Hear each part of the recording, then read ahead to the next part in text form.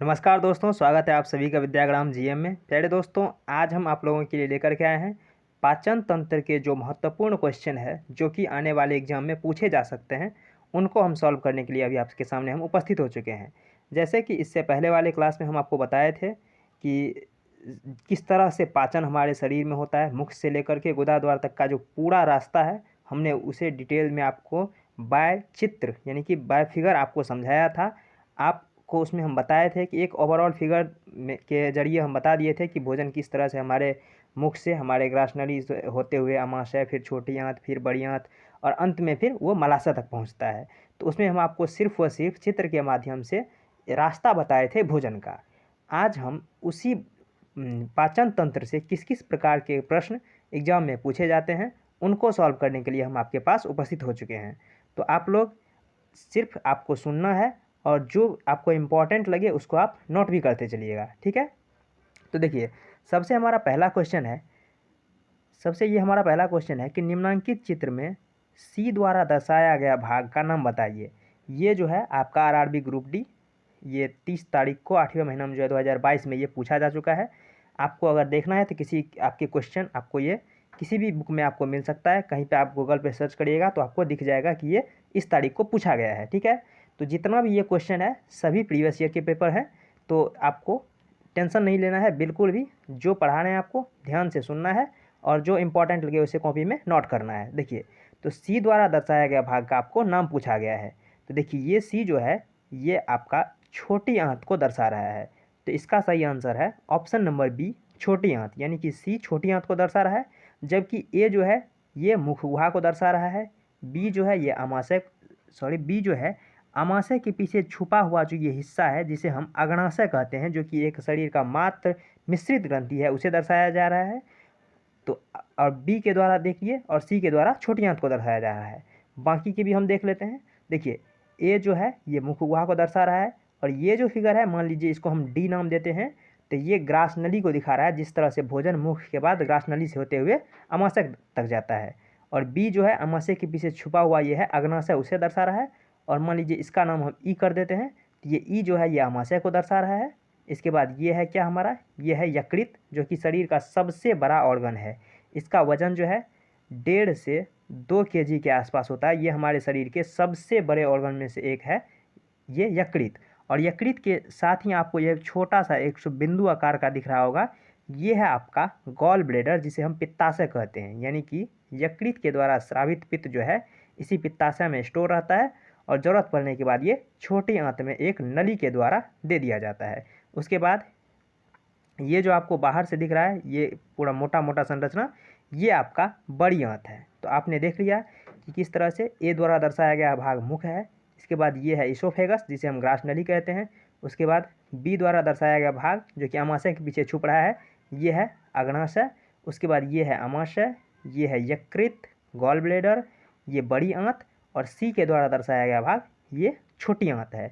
हम इसलिए एक ही क्वेश्चन में सारा का सारा ऑर्गन का नाम आपको बता दिए, क्योंकि ये अलग अलग तरीके से पूछ सकता है। अभी जैसे कि हमने देखा कि यहाँ पे सी द्वारा पूछा जा रहा था, जो कि ये 30/8/2022 को पूछा गया था। उसी तरह से किसी शिफ्ट में जो है ए के बारे में पूछा होगा, किसी शिफ्ट में बी के बारे में पूछा होगा। तो इसी तरह से अलग अलग नाम दे करके क्वेश्चन पूछा जाता है। तो ये आपका सही है ऑप्शन बी, यानी कि छोटी आंत जो है वो दर्शा रहा है चित्र सी के द्वारा, ठीक है। चलिए अगला क्वेश्चन तरफ चलते हैं। ये क्वेश्चन कर रहा है कार्बोहाइड्रेट, प्रोटीन और वसा का पूर्ण पाचन कहाँ होता है। आपको ध्यान रखने की जरूरत है, यहाँ पे पूर्ण लिखा हुआ है। अगर सिर्फ कहे पाचन कहाँ होता है तो देखिए, कार्बोहाइड्रेट का पाचन जो है वो हमारे मुख से ही शुरू हो जाता है, यानी कि टाइलिन मिलने के बाद कार्बोहाइड्रेट का पाचन शुरू हो जाता है। और प्रोटीन का पाचन जो है वो हमारे अमाशय से शुरू हो जाता है। और वसा का पाचन हमारे छोटी आंत में जाकर के शुरू होता है। लेकिन ध्यान रखने की ज़रूरत है, इन तीनों फूड का जो है कंप्लीट डाइजेशन यानी कि पूर्ण पाचन जो है वो फाइनल हो करके जाता है छोटी आंत में। और ये छोटी आंत में ही इनका पूरा डाइजेशन होता है, यानी कि संपूर्ण अगर पाचन कहे तो वो छोटी आंत में होता है। हालांकि कार्बोहाइड्रेट और प्रोटीन का छोटी आंत से पहले यानी कि मुख में और अमाशय में थोड़ा थोड़ा हो जाता है, लेकिन वसा का पाचन ना तो मुख में होता है और ना ही अमाशय में होता है, ये जा के छोटी आंत में ही पूर्ण होता है, ठीक है। तो यहाँ पूछा है कार्बोहाइड्रेट, प्रोटीन और वसा सबका पूर्ण पाचन कहाँ होता है। तो ये हो जाएगा आपका छोटी आंत, जो कि ऑप्शन नंबर बी में है। यानी कि छोटी आंत में सबका पूरा तरह से पाचन हो जाता है, ठीक है। और बड़ी आंत में क्या होता है, तो ये है आपका बड़ी आंत, ये जो मोटा मोटा सा आपको संरचना दिख रहा होगा पाइप जैसा, तो ये बड़ी आंत है। और बड़ी आंत में सिर्फ व सिर्फ पानी का अवशोषण होता है, बाकी कुछ भी नहीं होता, ठीक है। पानी का अवशोषण होता है और साथ ही साथ इसमें एक बैक्टीरिया पाया जाता है जिसे ई कोलाई कहते हैं। वो उसी पचित भोजन को खा खा करके हमारे लिए विटामिन के और विटामिन B12 का उत्सर्जन करता है, जो हमारे शरीर के लिए काफ़ी लाभदायक होता है। तो आपने देखा कि ये है आपका छोटी आंत, यहाँ पे वसा, प्रोटीन और कार्बोहाइड्रेट का पूर्ण पाचन हो जाता है और यहीं पे अवशोषण भी होता है। यानी कि इसमें जो है उंगली नुमा संरचना पाया जाता है इस पाइप के भीतर, और वही जो है पोषक तत्वों को सोख करके हमारे शरीर में ब्लड के माध्यम से भेज दिया जाता है। तो इसका सही आंसर है छोटी आंत, यहीं पे वसा, प्रोटीन और कार्बोहाइड्रेट का पूर्ण पाचन हो जाता है। ये क्वेश्चन पूछा गया था 17/9/2022 को, ठीक है। चलिए आगे चलते हैं। ये हमारा क्वेश्चन कर रहा है, लसिका आंत में पचित और अवशोषित डैश का परिवहन करती है। देखिए, लसिका जो है ये हिस्सा है हमारे शरीर में, जो वसा होता है, वसा का पाचन होने के बाद जो है लसिका के माध्यम से ही हमारे शरीर में वो परिवहन करता है। हालांकि सारा का सारा भोजन जो है छोटी आंत में पच जाता है और वहीं पे छोटी आंत में ही अवशोषण भी हो जाता है, लेकिन लसिका का मुख्य कार्य है वो वसा का परिवहन करना। यहाँ पे देख रहे होंगे आप कि एक हरा हरा टाइप से जो ये है, यही है लसिका, और इसी लसिका के माध्यम से जो है वसा का परिवहन होता है। तो इसका सही आंसर है ऑप्शन नंबर सी, वसा। बाकी एंजाइम, कार्बोहाइड्रेट और प्रोटीन के बारे में और कार्बोहाइड्रेट के बारे में बता दिए कि इसका कार्बोहाइड्रेट का पाचन मुख से ही शुरू हो जाता है, जबकि प्रोटीन का पाचन आमाशय से शुरू हो जाता है, और फाइनल प्रोडक्ट जो है वो तीनों का पाचन छोटी आंत में होता है। इसके बाद एंजाइम है, तो एंजाइम जो है आपको बताएंगे, अगर हम अंतःस्राविक ग्रंथि और बहिस्राविक ग्रंथि में जाएंगे तो वहाँ एंजाइम के बारे में आपको डिटेल में बताएंगे, ठीक है। तो चलिए अगले क्वेश्चन तरफ चलते हैं। ये क्वेश्चन कर रहा है, एक वयस्क मनुष्य के मुख में केवल डैश कृंतक होते हैं। देखिए, दांत 4 प्रकार के होते हैं, एक कृंतक, दूसरा रदनक, तीसरा अग्रचवर्णक और चौथा चवर्णक, जिसे हम इंसीजर, कैनाइन, प्रीमूलर और मोलर के नाम से जानते हैं। तो यहाँ पे पूछ रहा है कृंतक, जिसे हम इंसीजर कहते हैं। और ये कौन सा दांत होता है, हमारे जो अगला दांत होता है, जिसे आप लाफिंग टीथ कह सकते हैं, यानी कि हंसने वाली दांत जो है, जो हंसने के बाद आपको दिखता है। देखिए यहाँ देख सकते हैं कि 1 2 3 और 4, ये जो ऊपरी हिस्सा का जो ये 4 दांत है ये कृंतक है। जिस तरह से उपला 4 दांत कृंतक है, उसी तरह से ये निचला 4 दांत भी कृंतक है। तो ये 4 और ये 4 4 4 मिलकर के 8, यानी कि ये 8 कृंतक होता है एक वयस्क में। तो इसका सही आंसर ऑप्शन नंबर सी हो जाएगा कि एक वयस्क मनुष्य के मुख में 8 कृंतक होते हैं। उसके बाद कृंतक के बाद आता है रदनक, जिसे हम कहते हैं कैनाइन। कैनाइन क्या होता है, जिससे आप चीर फाड़ करते हैं, वो नुकीला दांत। आप अगर अपने मुख में उंगली डालें तो आप देखिएगा कि इन 4 दांत के अलावा जो आपको उसके बाद जो दांत मिलेगा वो एकदम नुकीला इस तरह से दांत मिलेगा, जिसका काम है चीरना फाड़ना। यानी कि ये दांत और ये दांत, 2 दांत नीचे, और ये दांत और ये दांत, 2 दांत ऊपर, तो 2 2 4 दांत होते हैं कैनाइन, ठीक है। 8 दांत कृंतक और 4 दांत रदनक, जिसे इंग्लिश में कैनाइन कहते हैं। उसके बाद चलते हैं प्रीमूलर पे। तो देखिए, प्रीमूलर जो है वो पाया जाता है 1 2 और 1 2, यानी कि 4 नीचे और उसी तरह से 4 ऊपर। तो ये 4 4 8 पाए जाते हैं। 8 पाए जाते हैं, कौन सा 8, हमारा प्रीमोलर पाया जाता है, जिसे हम हिंदी में अग्रचवर्णक कहते हैं, ठीक है। इसके बाद आता है मोलर, जिसे हम कहते हैं चवर्णक। तो ये देखिए 1 2 3, ये जो मोटा मोटा दांत है 3 ठो, और उसी तरह से 3 ठो ये भी हो जाएगा। तो 3 दूनी 6, और नीचे में 6 और ऊपर में 6, ये हो जाता है 12 ठो। तो 12 ठो हो जाएगा क्या, ये 12 ठो हो जाता है मोलर।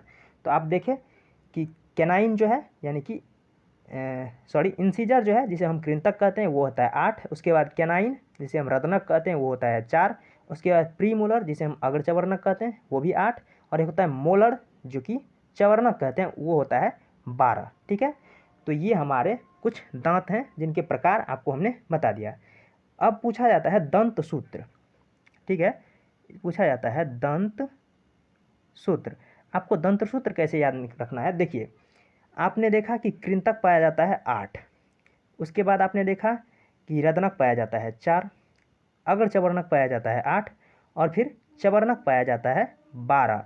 आपको सब में 4 4 4 4 से भागा देना है, ठीक है।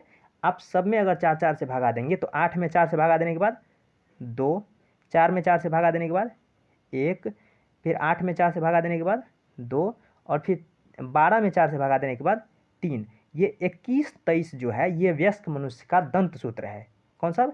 21 23 यानी कि 2 1 2 3 जो है ये होता है दंत सूत्र। कई बार एग्जाम में पूछ लिया जाता है, तो इसलिए आपको ध्यान रखने की जरूरत है कि 21 23 जो है ये है एक वयस्क मनुष्य का दंत सूत्र।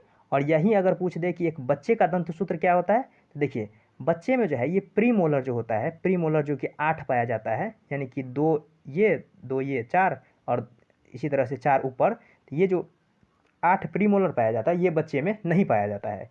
बाकी सारा का सारा पाया जाता है। और मोलर जो है, जैसे यहाँ कि यहाँ पे मोलर था 3 इस साइड 3 इस साइड, उसी तरह से 3 इस साइड और 3 इस साइड, तो कुल मिला के 12 ठो मोलर था वयस्क मनुष्य में। लेकिन यही बच्चे में मोलर 8 पाया जाता है। तो बच्चे का दंत सूत्र जो निकल के आता है वो आ जाता है क्या, 2 1 0 2, यानी कि 21 0 2। इसको अगर दांत में कन्वर्ट करना है तो सब में 4 4 से गुना कर दीजिए। इसमें 4 से गुना करेंगे तो 8 हो जाएगा, इसमें 4 से 4, ये 0 और ये फिर 8। तो बच्चे में जो है वो पाया जाएगा कृंतक 8 ठो, रदनक 4 ठो, प्रीमोलर यानी कि अग्र चवर्णक नहीं पाया जाता है और चवर्णक पाया जाता है फिर 8 ठो। तो ये हो जाएगा बच्चे का दंत सूत्र 21 0 2 और वयस्क का दंत सूत्र 21 23। ठीक है, ये आपको ध्यान रखना है। यहाँ पे कृंतक पूछा गया था तो कृंतक इसका सी आंसर हो जाएगा, यानी कि एक वयस्क मनुष्य के मुख में 8 कृंतक होते हैं। ठीक है, चलिए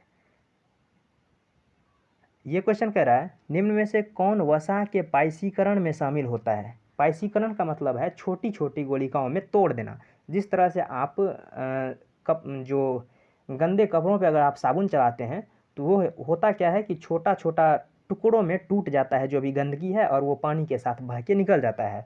तो पाइसीकरण का मतलब ही है छोटे छोटे टुकड़ों में तोड़ना। यहाँ वसा का पाइसीकरण की बात कर रहा है तो ये हो जाएगा आपका यकृत। अब कैसे होगा आपको समझाते हैं। देखिए ये है आपका यकृत जो कि मानव शरीर का सबसे बड़ा ग्रंथि है, जो कि 1.5 से 2 किलोग्राम के आसपास इसका वजन होता है।